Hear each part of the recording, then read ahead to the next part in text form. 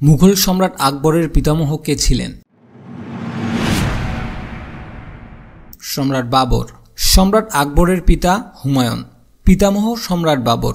জাহাঙ্গীর সম্রাট আকবরের পুত্র। বৈরাম খাঁ মোগল সৈন্যবাহিনীর প্রধান সেনাপতি।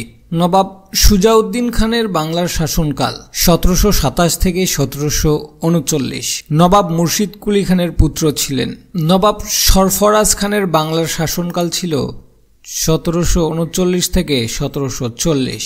নবাব মুর্শিদ কুলি খানের নাতি ছিলেন। নবাব সুজাউদ্দিন খানের ছেলে নবাব সরফরাজ খান। 1740 থেকে 1756 পর্যন্ত বাংলা, বিহার ও উড়িষ্যার নবাব ছিলেন কে? আলীবর্দী খাঁ। কোন নদীর তীরে পলাশীর যুদ্ধ সংগঠিত হয়? ভাগীরথী নদীর তীরে। 1757 সালের 23 জুন ভাগীরথী নদীর তীরে পলাশীর যুদ্ধ সংগঠিত হয়। নবাব মীর কাসিমের বাংলার শাসনকাল ছিল 1760 থেকে 1764 সাল পর্যন্ত। মুঙ্গেরে বাংলার রাজধানী স্থানান্তর করেন কে? নবাব মীর কাসিম। মুঘল সম্রাট জাহাঙ্গীরের সমাধি কোথায়? লাহোরে। জাহাঙ্গীরের সমাধি পাকিস্তানের লাহোরের শাহদারা বাগে অবস্থিত। সুবা বাংলা, এটি দ্বারা বোঝানো হচ্ছে বাংলা, বিহার ও উড়িষ্যাকে। মুঘল আমলে সুবা বাংলার রাজধানী ছিল সোনারগাঁও, জাহাঙ্গীরনগর। সুলতান ফখরুদ্দিন মোবারক শাহের শাসনকাল ছিল 1338 থেকে 1349। কোন সুলতানের সময়কালে গৌড়ের বড়সোনা মসজিদ নির্মিত হয়েছিল? নুসরাত শাহ। হোসেন শাহী বংশের শাসক সুলতান নাসিরউদ্দিন নুসরাত শাহ তিনি বাগেরহাটের মিঠাপুকুর গৌড়ের বড়সোনা মসজিদ ও কদম রসুল মসজিদ নির্মাণ করেন। তবকাত ই নাসিরি গ্রন্থটি রচনা করেন মিনহাজ ই সিরাজ। তবকাত ই নাসিরি মিনহাজ ই সিরাজ জুরজানি রচিত মধ্যযুগের ইতিহাস গ্রন্থ। গিয়াসউদ্দিন আজম শাহের রাজধানী কোথায়? সোনারগাঁয়ে। কোন সুলতান ভারতের কৃষি উন্নতির জন্য আমির কোহি নামে কৃষি বিভাগ তৈরি করেন? মোহাম্মদ বিন তুগলক। নবাব সিরাজউদ্দৌলার প্রকৃত নাম কি ছিল? মির্জা মোহাম্মদ। তিনি ছিলেন বাংলা, বিহার, উড়িষ্যার শেষ স্বাধীন নবাব।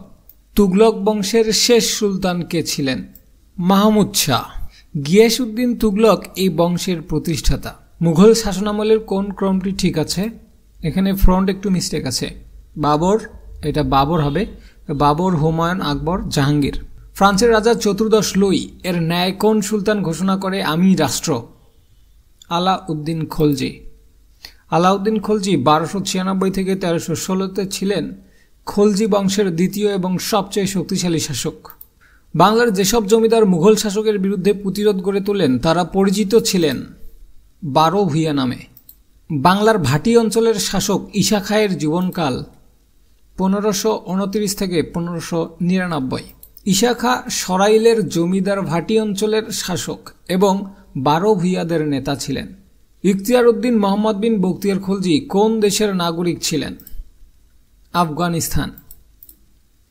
দিল্লির সিংহাসনে অধিষ্ঠিত প্রথম মুসলিম নারীকে? সুলতানা রাজিয়া। সুলতানা রাজিয়া সুলতান ইলতুৎমিশের কন্যা ও ভারতবর্ষের প্রথম মহিলা শাসক। ইবনে বতুতার গ্রন্থের নাম কি? রেহেলা। ভ্রমণ কাহিনীটি 1355 সালে গ্রন্থাগারে লিপিবদ্ধ হয়।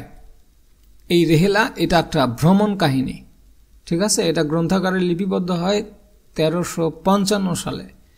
নৈবেত্তিকের পিছনে যে আমি অতিরিক্ত তথ্যগুলা দেওয়ার চেষ্টা করি, আপনারা এগুলা একটু মনোযোগ দিয়ে দেখার চেষ্টা করবেন, ইনশাল্লাহ এখান থেকেই কমন আসবে। সম্রাট বাবরের পিতৃরাজ্যের নাম কি ছিল? সম্রাট বাবরের পিতৃরাজ্যের নাম ছিল ফরগানা। জহিরুদ্দিন মোহাম্মদ বাবর ছিলেন ভারতবর্ষে মুঘল সাম্রাজ্যের প্রতিষ্ঠাতা। বাংলার মুসলিম শাসনামলে আবওয়াব শব্দটি কোন ক্ষেত্রে ব্যবহৃত হতো? খাজনা অর্থে। বুলবুলি ই হিন্দ নামে পরিচিত তাসসেনের অপর নাম কি? রামতনু পাণ্ডে। সম্রাট জাহাঙ্গীরের স্ত্রী সম্রাজ্ঞী নূরজাহানের প্রকৃত নাম? মেহেরুন্নিসা। 1611 সালে সম্রাট জাহাঙ্গীর মেহেরুন্নিসাকে বিবাহ করেন এবং তার উপাধি দেন নূরমহল, প্রসাদের আলো। ঠিক আছে, নূরমহল মিন্স হচ্ছে প্রসাদের আলো, ও পরে নূরজাহান এই নূরজাহান মানে হচ্ছে পৃথিবীর আলো, নূর মহল মানে হচ্ছে প্রসাদের আলো, এটা মনে রাখবেন। আগে উপাধি দেন হচ্ছে নূর মহল, যার অর্থ হচ্ছে প্রসাদের আলো। পরে তার নামের উপাধি দেন হচ্ছে নূরজাহান, যার অর্থ হচ্ছে পৃথিবীর আলো। ওকে। স্ত্রী মমতাজের স্মৃতি রক্ষার্থে তাজমহল কে প্রতিষ্ঠা করেন? সবাই জানি, হ্যাঁ, শাহজাহান। এই শাহজাহান না, কিন্তু শাহজাহান। ভারতের আগ্রায় যমুনা নদীর তীরে অবস্থিত, 20,000 কর্মী এবং প্রায় 22 বছরে এটি নির্মাণ করা হয়। নির্মাণ শুরু হয় কত সালে? এটা খুব ইম্পর্টেন্ট, 1632 সালে, এবং সম্পূর্ণ হয় কত সালে? 1653 সালে। আলমগীর নগর কোথায় প্রতিষ্ঠিত হয়েছিল? কুচবিহারে। সম্রাট আওরঙ্গজেবের আর এক নাম হচ্ছে আলমগীর, আর আলমগীর নামের অর্থ হচ্ছে বিশ্ববিজেতা।